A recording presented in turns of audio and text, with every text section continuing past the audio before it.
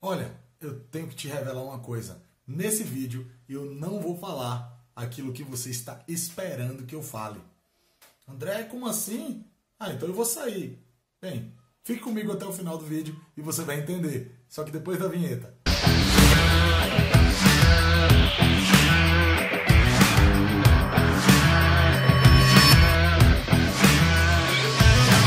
Guerreiros e guerreiras, aqui é André Guerra. E se você quiser entender a frase que eu falei, né, no iniciozinho do vídeo aí, que eu não vou falar aquilo que você está esperando que eu fale, tá bom? Que é sobre a obra A Legião Estrangeira da Clarice Lispector, fique comigo e você vai entender. Mas primeiro, se inscreve aí no meu canal, aperta o sininho se você ainda não está inscrito, beleza? Seja muito bem-vindo, muito bem-vinda e vamos lá para eu te decifrar esse enigma. Por que eu não vou falar aquilo que você quer que eu fale? Porque eu estou imaginando que você quer que eu faça um resumo da história dos contos do livro A Legião Estrangeira. Mas deixa eu te falar uma coisa. Nada substitui a leitura de um livro da Clarice Lispector, a leitura de um texto da Clarice Lispector. Por quê? Porque a história em si, se você pegar, por exemplo, um conto que às vezes tem 10 páginas, 15 páginas, a história, o enredo, pode ser resumido em 2 linhas. Por quê? Porque não é o enredo que interessa mais. O que interessa é a análise, é a reflexão, tá bom? Hoje eu vou comentar aqui 3 contos do livro A Legião Estrangeira. Tá? Eu vou comentar Os Desastres de Sofia, Tentação e A Legião Estrangeira, tá bom? Por exemplo, você quer comprovar o que eu estou falando aqui sobre essa relação entre o enredo e a análise e a reflexão e o que realmente importa na obra da Clarice? Se ligue. O conto Os Desastres de Sofia conta a história de uma garota de 9 anos que gostava muito do professor, mas não sabia expressar isso, então ela era a pior aluna da classe. O professor morria de raiva dela por causa disso. Um dia, ela faz uma redação da qual o professor gosta muito. O professor faz um elogio a ela e ela sai correndo. Esse é o enredo do conto Os Desastres de Sofia. Mas André, que negócio mais sem graça é esse? O enredo não é a parte mais importante de um livro da Clarice Lispector, de um conto da Clarice Lispector.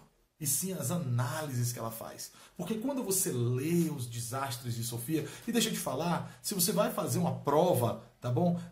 Em que esse livro será cobrado, dá tempo ainda, pare e leia. Depois desse vídeo aqui, em que eu vou fazer algumas análises, vou direcionar a sua leitura, leia. Leia Clarice Lispector, tá bom? Leia os nossos autores, tá? E aqui estamos falando da Clarice, beleza? Então, quando você começa a ler, o que você percebe? Você percebe reflexões, são reflexões de uma pessoa adulta tentando compreender as suas atitudes quando ela era uma criança de 9 anos, tentando entender os seus sentimentos, tá? Por um professor que ela admirava muito, mas era um cara retraído. O professor tinha ombros curvos, o paletó que ele usava era muito curto para o tamanho dele. Tá? Então, o que ela via? Um homem que tinha tudo para ser poderoso, tinha tudo para se destacar, mas que ficava retraído. Não se sabe por quê. Ela faz questionamentos acerca do que levou aquele professor a ser daquela forma. E ela analisa como uma garotinha vê aquele cara, aquele homem, aquele adulto que ela admira tanto, diminuir a si próprio de tal forma, e isso faz com que ela fique com muita raiva. E qual é a maneira que ela acha para expressar tudo isso? É tornando-se a pior aluna da classe. Tá bom? E aí um dia esse professor passa uma redação. Tá? Ele fala, dá um tema, né, que era sobre a descoberta de um tesouro. Tá bom? Um homem que buscava descobrir um tesouro, né, rodou o mundo procurando esse tesouro, não encontrou. E o que pôde fazer foi voltar para casa, plantar e colher, né, no seu quintal e vender aquilo que colhia. E com isso esse cara se tornou muito rico. Tá? E essa garota, ela faz uma redação às pressas para se liberar logo, para ir para o recreio, e depois ela volta até a sala porque ela tinha esquecido um objeto. Quando ela volta, ela se depara com o professor sentado na cadeira olhando para ela. Tá? E o professor a chama, tá? E faz um elogio a ela. E o mais interessante não é isso. O mais interessante é como a Clarice Lispector descreve o estado psicológico dessa garotinha. No caso, é uma narradora personagem, né? Ela viveu a história há muitos anos, tá?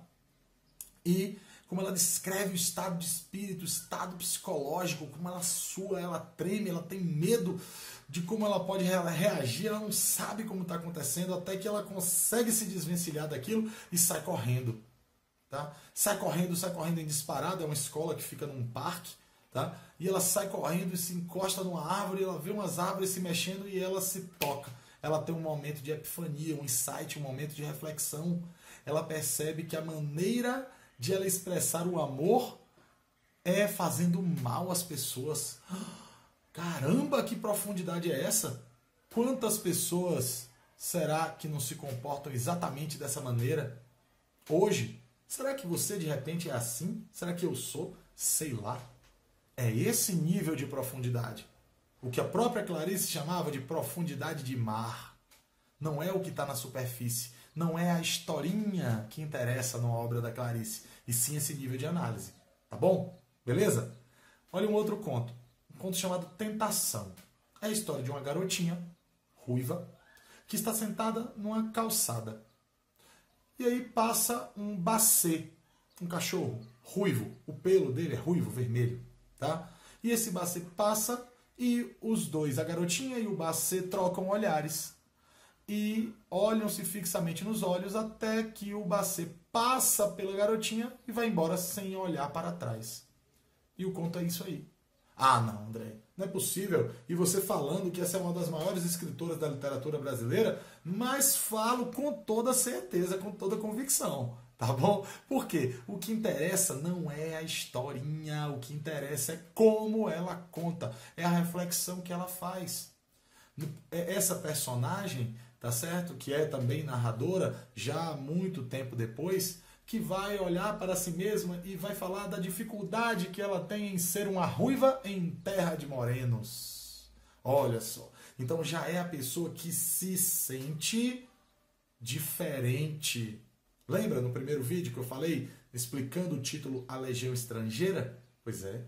Então ela se sente diferente, ela é percebida como diferente. E ela reconhece naquele cachorro um diferente que é igual a ela, porque o cachorro também era ruivo. E esse cachorro troca olhares, eles estabelecem uma relação íntima, né? Porque um olhar estabelece uma relação íntima.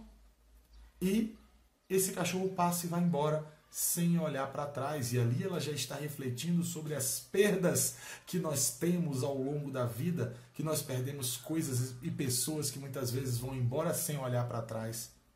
Percebe o nível de profundidade da reflexão de uma obra de Clarice Lispector, que vai muito, muito, muito, muito, muito além de saber se alguém, sei lá, fez ou não fez alguma coisa, reagiu ou não reagiu, traiu ou não traiu, matou ou não matou, fugiu ou não fugiu.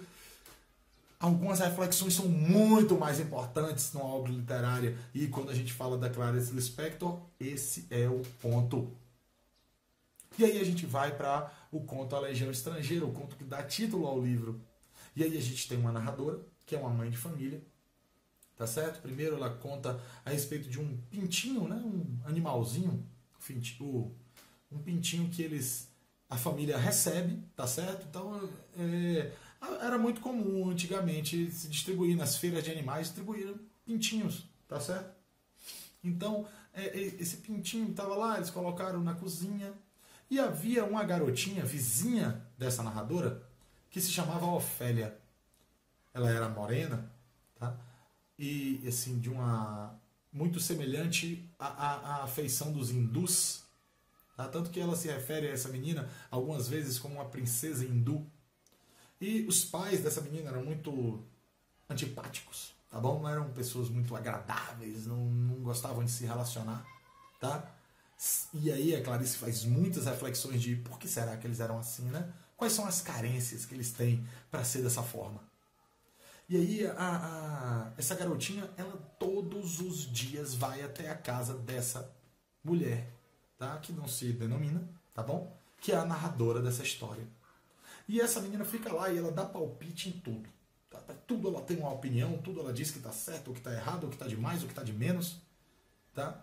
E um belo dia, essa menina, ela escuta o pintinho cantando na cozinha, né? Piando ali na cozinha. Sei lá, pintinho canta ou pia, sei lá. Tá bom?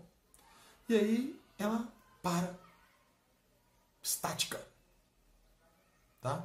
E a narradora, ela percebe e ela começa a fazer uma espécie de tortura psicológica. Ela não fala de cara, ela percebe que a menina ficou aturdida, ficou atordoada por perceber que existia ali um pintinho e ela estava doida de vontade de ver, mas essa filha, criada pelos seus pais, era também de uma certa altivez, ela se achava melhor do que os outros e ela não queria se comportar como uma criança, como uma simples criança de, poxa, um pintinho, posso ver? Tá?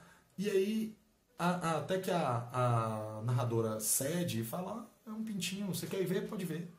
E ela vai ver o pintinho na cozinha, depois de alguns minutos sai calada, abre a porta, se despede e vai embora. Quando a narradora vai até a cozinha, o pintinho estava morto. E aí uma série de reflexões ela vai fazer acerca de pessoas que não conseguem conviver nem mesmo com o amor.